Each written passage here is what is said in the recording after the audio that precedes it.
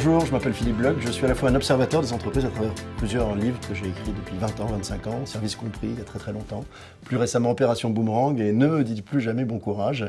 Et puis je suis aussi un entrepreneur puisque j'ai créé notamment une chaîne de café qui s'appelle Columbus Café.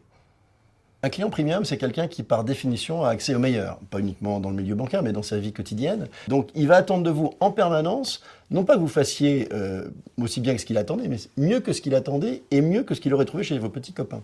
C'est ça un client premium aujourd'hui.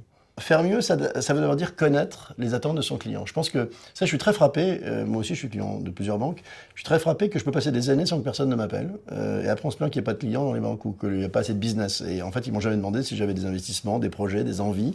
Parfois, je me demande s'ils ont un CRM, pour être tout à fait sincère, dans certaines banques. Je crois que ça commence par l'attente très connue, très bien anticipée de ses clients. Ensuite, faire mieux, ça veut dire, vous savez, McDonald's m'a appris un truc fondamental. Il y a plusieurs années, ils m'ont dit, chez McDonald's, on reçoit et on vend tous les jours 63 millions de hamburgers dans le monde, mais un par un. Et je crois que la véritable clé, c'est ça au fond, celle de la différenciation, celle de faire mieux. C'est de se dire qu'il ne s'agit pas de bien servir, mieux servir les 900 000 clients d'HSBC en France, mais de les servir un par un de manière personnalisée, disponible et attentionnée. Là, déjà, on commence à toucher quelque chose qui est gagnant. Et au fond, c'est assez compliqué, mais c'est de faire en permanence ce petit pas en plus qui fait qu'on marque les esprits et qu'on met de l'émotion aussi dans le contact. L'empathie et l'émotion, c'est aussi faire mieux, même dans la banque.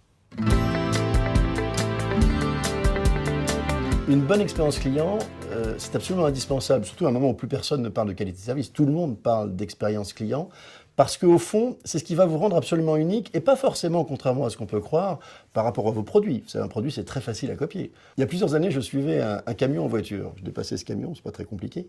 Mais il avait un panneau à l'arrière du camion qui disait « Vous parviendrez à dépasser ce camion, mais vous ne parviendrez jamais à dépasser ma qualité de service. » Et j'en ai retenu un enseignement majeur, c'est qu'au fond, la véritable différenciation entre les entreprises aujourd'hui, plus que jamais, c'est l'état d'esprit des gens qui vous accueillent. Quand toute une entreprise a un état d'esprit qui se repère dès qu'on rentre dans une agence, dans un magasin, dans un hôtel, eh bien là, on a un atout absolument majeur parce que c'est la chose la plus difficile à créer, un état d'esprit, mais c'est aussi la chose la plus difficile à copier. Vous savez, si je suis banquier concurrent, banquier d'en face, d'une agence HSBC, je peux copier vos produits, c'est pas très compliqué, ils sont sur Internet.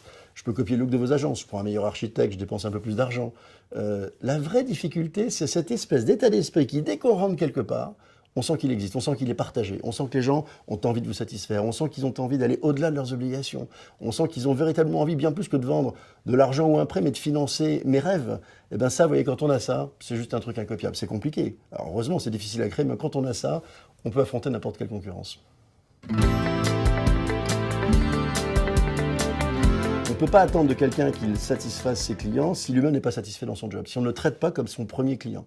C'est peut-être idiot à rappeler, mais dans bien des cas, en matière de management, c'est un peu nouveau comme théorie.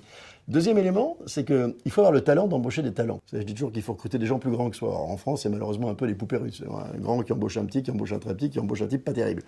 Je dis souvent d'ailleurs là-dessus que quelle que soit la longueur de la piste de l'aéroport, le cochon ne s'envole jamais. Mais enfin, ça, c'est une anecdote. Juste pour dire qu'effectivement, il faut embaucher des gens grands, parce que les gens grands vous donnent du talent. Et puis, il faut leur donner un peu de pouvoir. Ça, je crois qu'en fait, le rôle peut-être prioritaire du manager, au-delà de ce que je viens de vous dire, c'est de donner du sens au job de chacun dans l'entreprise. Quand j'ai créé Columbus Café, j'avais une obsession au fond. C'était pas forcément de vendre du cappuccino ou des muffins d'une manière nouvelle, qui était proche de ce que faisait Starbucks déjà à l'époque. C'était simplement de permettre à chacun de nos clients de passer chaque jour les 15 meilleures minutes de sa journée en compagnie de nos équipes, ou de moi-même si je les rencontrais. Je veux dire un truc, c'est pas le même métier. Si je suis banquier, on peut voir la vente de SICAV, d'OPCV, d'un prêt, etc. C'est une façon de voir le business. Mais par contre, se dire qu'on permet à des gens qui ont un rêve, qui soient entrepreneurs, qu'ils soient bouchers charcutiers, ou qu'ils soient simplement un particulier qui veut acheter un nouvel appartement, ça prend un sens absolument différent. C'est-à-dire vendre du café, un muffin, etc., ou rendre la vie des gens un peu plus heureuse, ne serait-ce qu'une petite partie de leur journée, ben c'est un peu comme un métier de banquier. On peut très bien dire je vends des prêts, des OPCVM, ou je ne sais pas comment vous appelez ça, ou des SICAV, ou bien on peut aussi se dire ben, je permets qu'à un client qui a un rêve de créer une entreprise, de racheter une entreprise, d'acheter un nouvel appartement, de changer de local s'il est commerçant. On fait tous des jobs répétitifs, on fait tous des jobs qui sont parfois perçus comme pénibles, etc. Mais quand on se dit qu'on permet quelque chose de bien plus grand que la simple fonction qu'on exerce, là on tient un vrai truc. Je crois que le regard qu'on porte sur la vie, sur les choses, sur son job, sont une différence absolument majeure. Et quand un manager sait rendre possible ça chez ses équipes, il a tout pour gagner.